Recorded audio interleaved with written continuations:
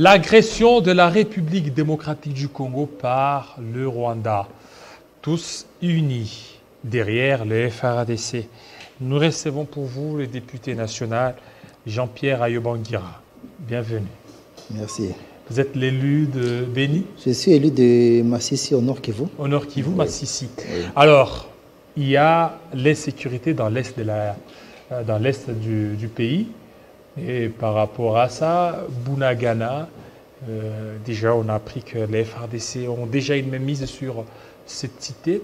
Alors, quelle lecture que vous faites par rapport à la situation de l'insécurité dans l'est de la RDC? Il faut savoir qu'au niveau de l'insécurité à l'est, c'est un problème qui tourne autour des ressources. Des ressources? Oui, et que ce soit les agressions à partir des pays voisins, que ce soit même nos groupes locaux. Tout ça, c'est une insécurité qui est en fait entretenue. Et en arrière-plan, il y a le trafic des minéraux. Il y a un trafic qui alimente ces groupes-là et qui alimente aussi la convoitise de ces pays-là. Mais nous savons qu'au fin des fins, le Congo a une destinée. Et nous espérons, nous avons la foi que fin des fins, la sécurité viendra. Et tous ceux qui ont misé sur l'insécurité et l'entretien de l'insécurité pour se faire un nom et pour se faire une fortune, je pense que fin des fins, ils vont voir qu'ils ont mal joué. Alors, l'M23 aussi, vous croyez à ça? L'M23 est soutenu par le Rwanda. Oui, il faut savoir que tout ce qui est... quelqu'un peut amener une revendication qui peut être soit politique ou communautaire, mais derrière ça, il y a le business. Là, au niveau de Bunagana, il y avait en fait un projet. Il y avait un projet qu'on devait faire la route qui devait relier la frontière de Bunagana avec l'Ouganda, passer à Rutshuru et Goma, plus une autre route, bien sûr, qui devait faire Kasindi, Beni et Butembo. Là, c'était un partenariat entre la RDC et l'Ouganda. Et dans ce partenariat-là, à ma connaissance, c'est que le pays voisin, le Rwanda, a senti qu'il commençait à être isolé politiquement. Diplomatiquement, il commençait à être isolé. Le Rwanda. Et il n'a pas voulu que ce projet puisse être là. C'est à l'annonce de ce projet qu'on a vu la renaissance du M23. Et c'est ce qui a fait en sorte qu'on ait cette guerre-là. Donc, derrière des revendications qui se disent politiques ou communautaires, mais il y a aussi une guerre économique. Jusque-là, le Rwanda veut toujours avoir une mainmise. C'est-à-dire que le Rwanda s'est senti mis de côté par ce projet qui a relié la République démocratique du Congo à l'Ouganda. Et le Rwanda voulait aussi qu'il soit impliqué. Ça faisait un temps qu'avec l'offensive diplomatique du président Yefachi, le Rwanda commençait à se trouver isolé, même au sein de la communauté de East Africa. Ils commençaient à s'isoler et ils ont eu à trouver une ouverture, c'est en activant les groupes du M23 qui, derrière leurs revendications qu'eux mettent en avant, mais ils jouent aussi le jeu en fait de découvrir, de faire avancer les intérêts du Rwanda. Et l'économie, que ce soit et pas seulement le Rwanda, mais l'Ouganda, le Rwanda, le Burundi, tous les pays de l'Est de la RDC vivent en grande partie, bénéficient en grande partie de l'économie des pays, des provinces qui sont à l'Est, que ce soit l'Ituri, Nord Kivu et Sud Kivu.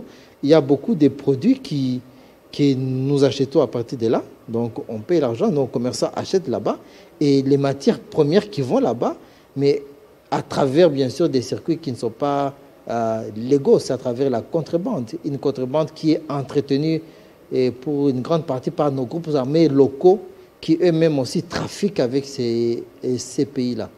Alors aujourd'hui, ce qui se passe dans l'Est, on voit le Rwanda, on voit l'Ouganda. Vous ne voyez pas que l'Ouganda n'a pas joué franc jeu par rapport à la RDC. Si Bunagana a été tombé l'autre fois, ça a une complicité avec l'Ouganda. Oui, il y a eu une donne qui nous a peut-être échappé, nous, en tant que Congolais. Il s'est fait qu'au début, l'Ouganda, c'était un allié qu'on pouvait dire des premiers plans, un allié sûr. Et nous avions, comme j'ai dit, on avait déjà des contrats, des partenariats pour la route. Il y a des routes qui devraient être faites, que ce soit au niveau de Beni, que ce soit au niveau de Rutshuru et Goma. Et ça, c'était déjà un partenariat gagnant-gagnant. Mais autre chose, on a aussi la mutualisation. Il y a les forces armées de l'Ouganda, les UPDF, qui sont en partenariat, qui ont mutualisé avec les forces armées FRDC pour essayer de combattre les ADF. Et les opérations s'est déroulées en tout cas dans de bonnes conditions et les succès étaient là. Mais c'est vrai qu'il y a eu une donne qui a changé et nous pensons que c'est lié à la politique interne en Ouganda même. Pourquoi? Parce que la première fois que le M23 a attaqué la cité de Bunagana, ce sont les Ougandais qui ont aidé les FARDC à les chasser de là. C'était il y a quelques jours. Mais entre-temps, la deuxième fois, on trouve que les Ougandais n'ont pas eu à donner un appui positif aux FARDC. Il y en a même d'autres qui disent qu'ils ont même qu'ils ont au contraire appuyé les autres, qu'ils ont eu à appuyer les rebelles de M23. C'est qu'entre les deux, il y a eu un changement qui est lié à la politique interne au niveau de l'Ouganda. Et je pense que c'est là où notre diplomatie a failli. Il fallait qu'on voit, il y avait des signaux, et des signaux qui montraient qu'au niveau de l'Ouganda en interne, à travers le fils de Museveni, ils ont une tendance de renouer, de se rapprocher avec le Rwanda. Et mais avec le père, ce n'est pas le cas, le père. C'est la RDC qui est perdant. Est-ce que vous ne voyez pas que... Si le fils il se rapproche du Rwanda, c'est le fils de son père. Et le père, jusqu'à présent, il n'a rien dit. C'est que soit il tolère, et si ce n'est pas lui qui l'a envoyé, mais il tolère. Donc ça, c'est quelque chose, c'est une donne que notre diplomatie, les diplomates devraient saisir et voir comment agir avant et qu'on arrive à une facture. Est-ce que vous ne voyez pas qu'avec la mutualisation, lorsque les Ougandais sont venus sur les sols congolais, ils ont pris connaissance de certaines positions. Et c'est nous qui sortons de plus en plus faibles, parce qu'on a été infiltrés par les Ougandais, par les Rwandais. Non, la mutualisation... C'est que nous sommes victimes de notre bonne foi. Et la mutualisation, on peut leur dire qu'à ces jours-ci, il y a eu un bilan qui a même est positif. Bilan positif. Au niveau des Beni, des Irumu, si on parle avec les gens qui sont là-bas, les populations, la société civile, les notables, eux donnent un bilan qui est positif face à la guerre, à l'agression, au massacre des ADF. Mais maintenant que la donne a changé, parce qu'on ne peut pas avoir une même armée qui est alliée au nord et ennemie au sud. La donne a changé, il faut alors réactualiser. Et dans ce sens-là, nous attendons de voir quelle sera la décision.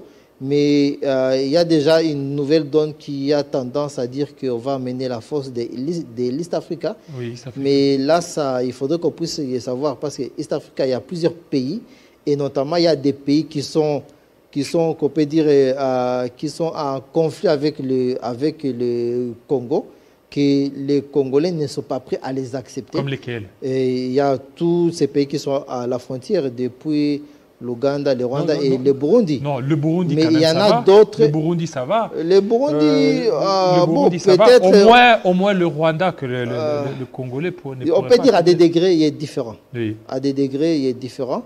Mais tous ces pays qui sont à la frontière, eux d'abord, je ne pense pas que les populations de l'Est sont prêtes à les accepter. Ils ne sont pas prêts à accepter qu'il y ait une force qui vienne encore à l'Est, comprenant des éléments de ces pays-là, mais aussi en sachant qu'il y a aussi déjà d'autres pays de l'Est africain qui ont des troupes au Congo. À travers la brigade de la MONUSCO, il y a les Tanzaniens qui sont là, il y a les Kenyans qui sont là.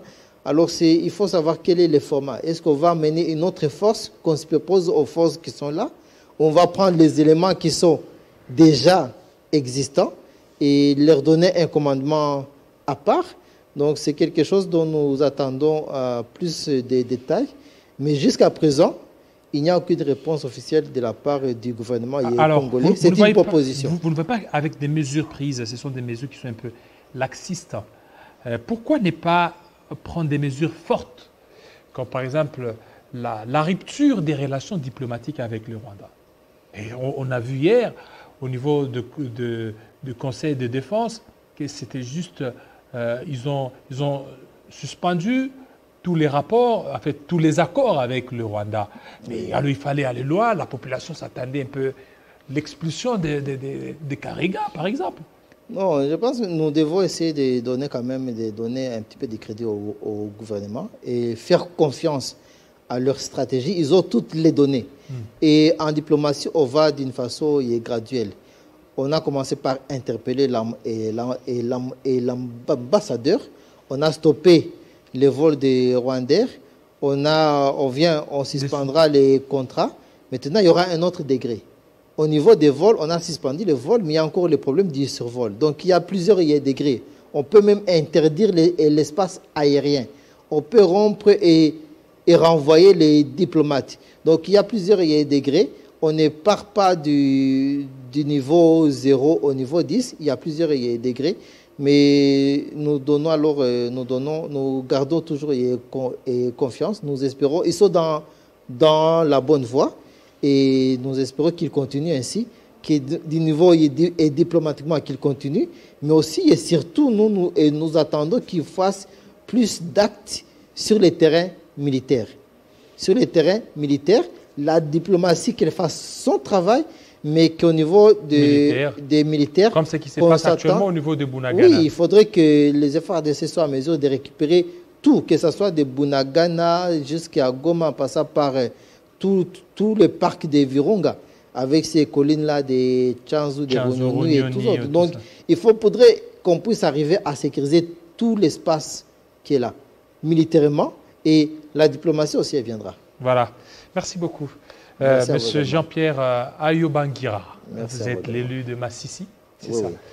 Voilà, nous allons parler toujours des FARDC. Cette fois-ci, c'est avec Rigen, tout de suite.